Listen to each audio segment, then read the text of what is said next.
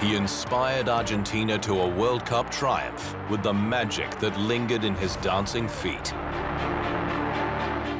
Diego Maradona is arguably the best footballer of all time. He led the influx of African players into the upper echelons of football. And Portugal's superstar Eusébio sits comfortably with the immortals of his sport.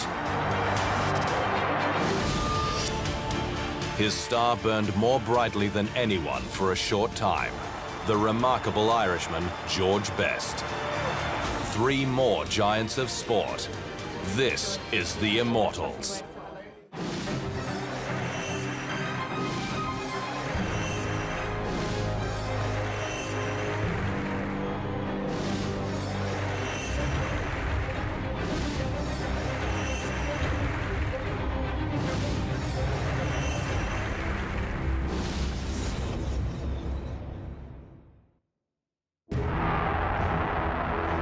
He came out of the tough streets of Buenos Aires, and he was a genius, pure and simple.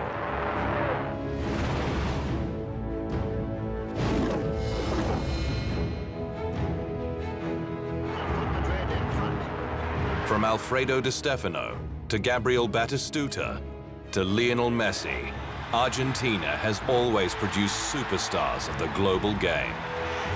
But in all likelihood, one man stands at the top of the pile for the sky blue and white colors, and they called him Piba de Oro, the Golden Boy. Diego Armando Maradona played 4 FIFA World Cups for Argentina and won trophies with Napoli in Italy and with FC Barcelona in Spain.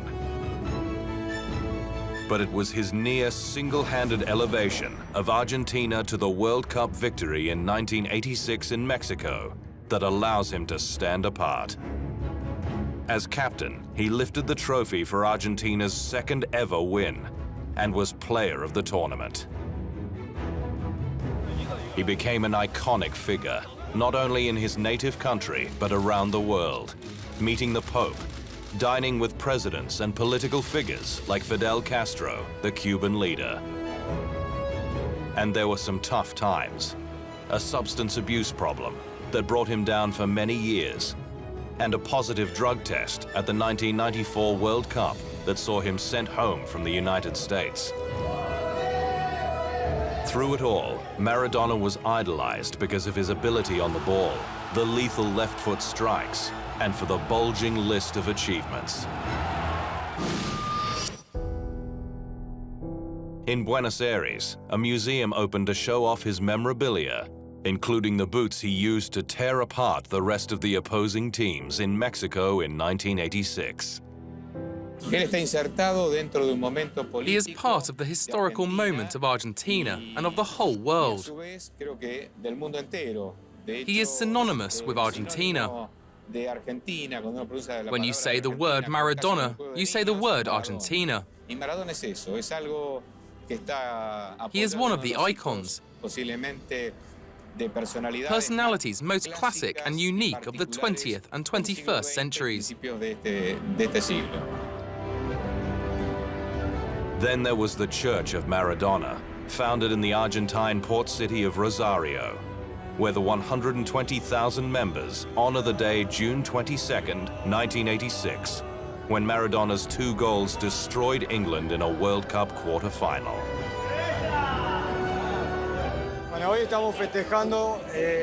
We are celebrating the vigil of the Maradonian Christmas and New Year.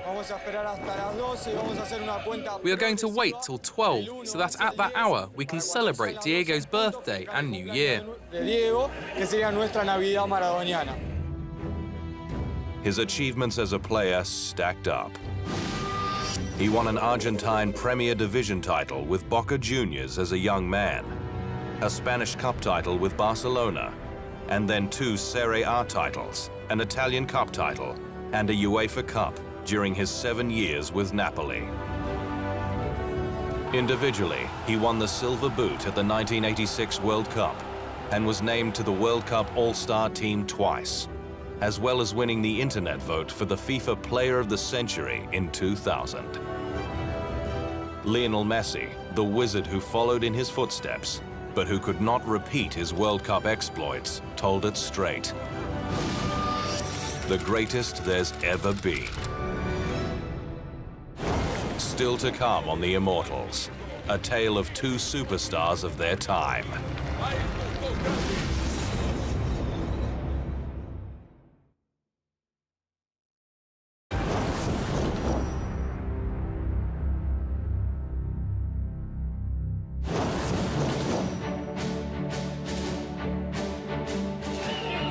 They stand as arguably the two best ever players of the beautiful game, but they were never especially close on a personal level. Maradona and Brazil's champion Pelé are the most often mentioned when the debate occurs as to who is the greatest of all. But ironically, the pair conducted a feud from a distance over the years. They were somewhat different players. Pelé more of a pure striker, and Maradona more of a midfielder. Maradona was an incredible dribbler, but left-foot dominant, while Pelé was equally proficient on either side. And over the journey, Pelé won more, his 3 World Cup medals being unique. When FIFA decided in 2000 to hold a poll to determine the player of the century, it quickly split the vote and named both Pelé and Maradona as winners, unable to reach a definitive decision. Maradona had dominated the internet poll with 53.6% of votes, ahead of Pelé's 18.5% and Eusébio on 6.2%. But in a separate poll of an international jury, along with readers of the FIFA magazine, Pelé finished on top with more than 72% of the vote. Alfredo Di Stefano was second, and Maradona was third, a result that displeased him. I had the vote of the people. Pelé won by forfeit. Responding, Pelé called Maradona an ill man.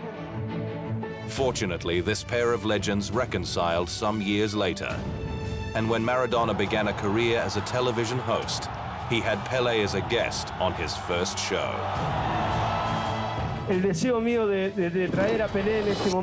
I had a great desire to bring Pelé to my program in this moment, because I have met a Pelé that I have never known before. This Pelé is more sensitive, seems like life crashed with him, and now he has an open mind, more confident. I like it very much. Me gustó mucho, sí. Two of the greatest legends the sport has ever known headed a football to each other and swapped stories. It was an almost perfect moment.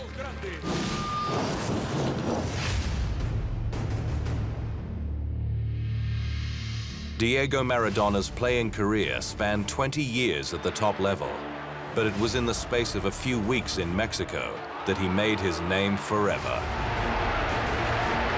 Maradona turned the 1986 FIFA World Cup finals into his own personal highlight reel, his magnum opus. He scored 5 goals, second best for the tournament behind Gary Lineker, and his tally of assists, 5, meant he had scored or created 10 of Argentina's 14 goals in the tournament. His performance in the quarter-final against England at Azteca Stadium was unforgettable in several ways. Maradona not only scored one of the most controversial goals of all time, but 5 minutes later produced the single most dazzling piece of football and the best goal of his career, perhaps the best by any player. The first goal, scored when he leapt to head the ball, but instead punched it beyond the England goalkeeper Peter Shilton and into the net, became known as the Hand of God goal, the nickname coming from Maradona's own quote after the game. If 90,000 people did not see it, why did he see it? This day, I had God's hand because I put it in and out very quickly. The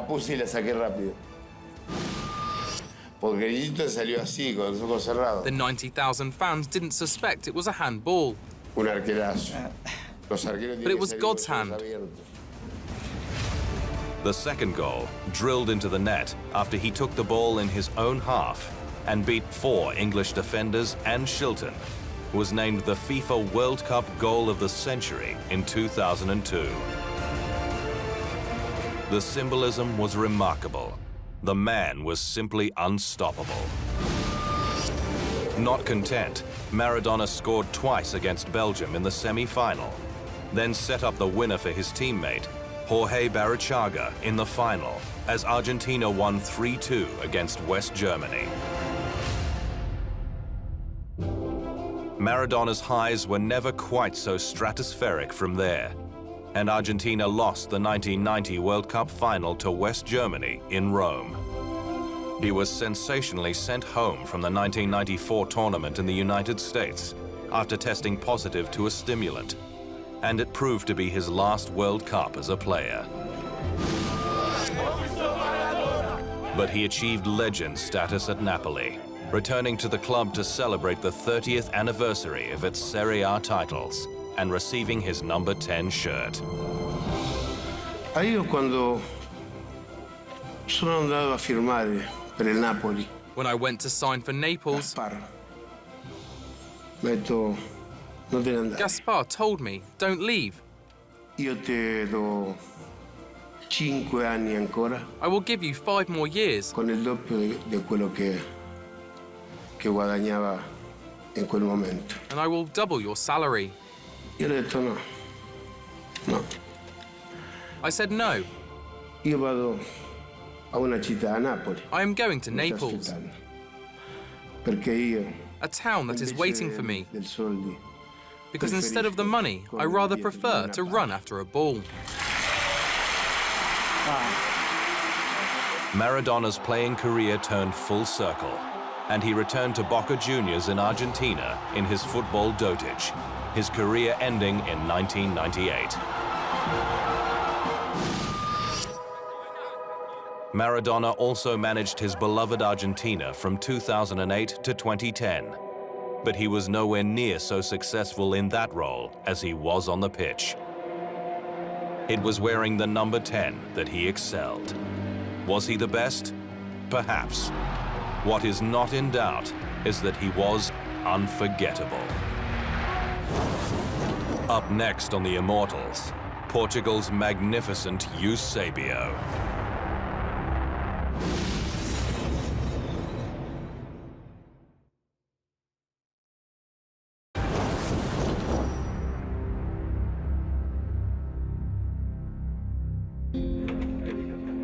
Before there was Luis Figo, and before there was Cristiano Ronaldo, the great footballing country of Portugal idolized a player with a lethal right foot strike.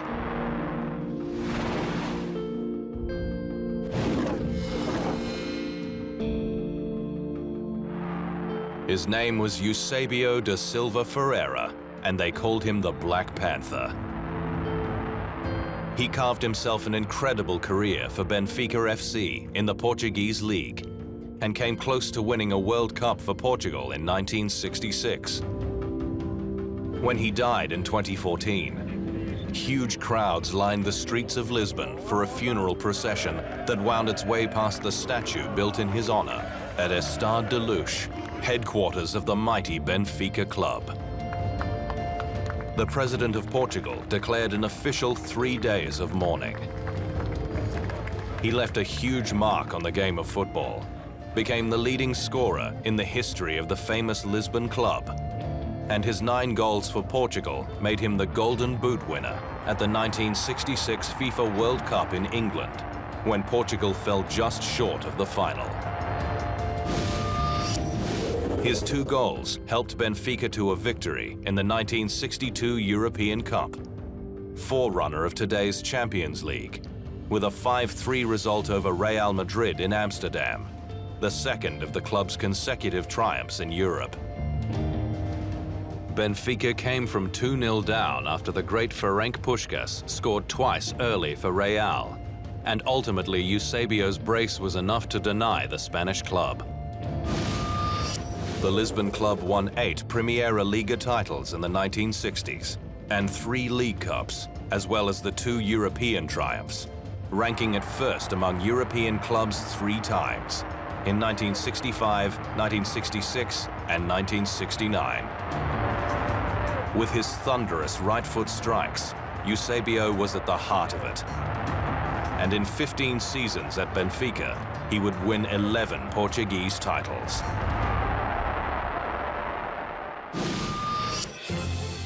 Eusébio was born and raised in Lourenço Marques, in what was then the Portuguese colony of Mozambique, and signed by Benfica at 18 years of age. He was one of the first African players to rise to prominence in European football, paving the way for the modern-day superstars like Didier Drogba and Yaya Touré. Eusébio won the Ballon d'Or in 1965 as best player in Europe and was named to the FIFA 100, a list of the greatest living footballers chosen in 2004. FIFA records show him scoring 679 goals from 678 official games, and he remained the record holder at Benfica. While at international level, he was Portugal's top man with 41 goals, until Cristiano Ronaldo overtook him in 2014. When FIFA held an internet poll to determine the player of the 20th century, he finished third with 6.21% of votes, with only Diego Maradona and Pelé ahead of him, none of which was important to the man himself. I'm proud to say I've done something for the good of football. I don't compare myself to anyone. Some of his greatest moments came in the 1966 World Cup, when Portugal competed on the biggest stage for the first time. Eusébio was 25 and at the peak of his powers as Portugal breezed through the group stage, including a 3-1 victory over a Brazilian team featuring Pelé, Eusébio scoring twice. In the quarter-final against North Korea, the Portuguese fell a catastrophic 3-0 behind after 25 minutes and needed a superhero to save them. Eusébio proceeded to score 4 goals, 2 from penalties, as Portugal's eye-catching run continued with a 5-3 win at Liverpool in one of the most famous of World Cup matches. A cauldron of 90,000 fans greeted them as the Portuguese met England in the semi-final at Wembley. And Bobby Charlton, with 2 goals, ensured that the fairy tale was over for Eusébio and his teammates. Eusébio scored a goal from a penalty, but ended up in tears on the pitch after England's 2-1 victory. To the end of the 2014 World Cup, Portugal had never gone farther than its 3rd place finish in 1966, Eusébio's only appearance at the game's greatest tournament.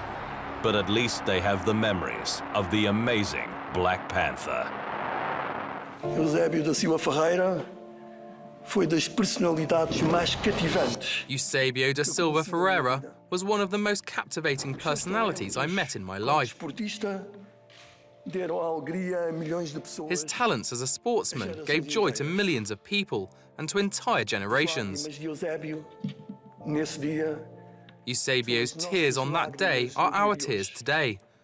The country weeps his death. The country is officially in mourning.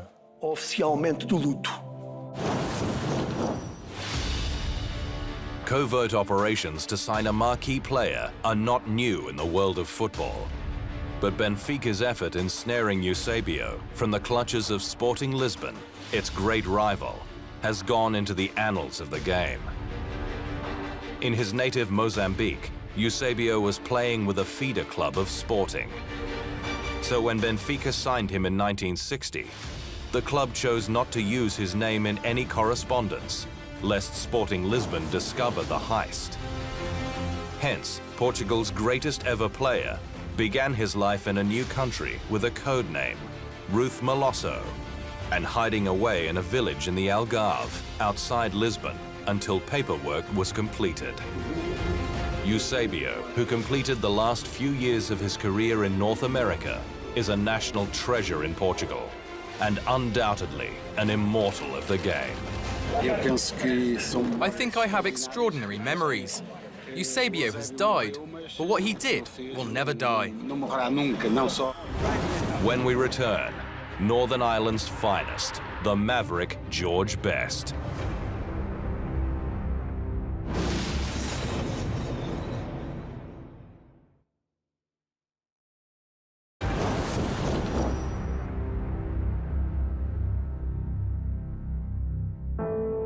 George Best played hard, lived hard, died too early.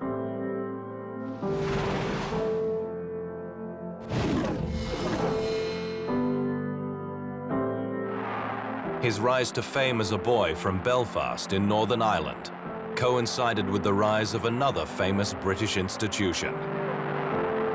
And when he helped win the European Cup for Manchester United in 1968, he was dubbed El Beatle. He was one of the first celebrity footballers, with his high-rolling lifestyle and heavy drinking, for which he would pay a price later. But when he died of multiple organ failure in 2005, aged just 59, he left an indelible legacy for football. He may be the best ever footballer to hail from the British Isles. Certainly, he was the most talented. Most of his greatest feats were performed at club level for Manchester United, whom he joined as a 17-year-old from Belfast, when he had learned the game kicking a tennis ball around the streets. United won First Division English titles in 1965 and 1967, as well as becoming the first English team to win a European Cup, with Best in his prime.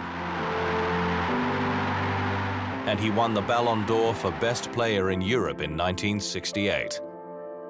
Sadly, he never graced the finals of a FIFA World Cup, for Northern Ireland never qualified when he was playing in his prime. By the time his country qualified in 1982, he was 37, playing in North America, but a spent force.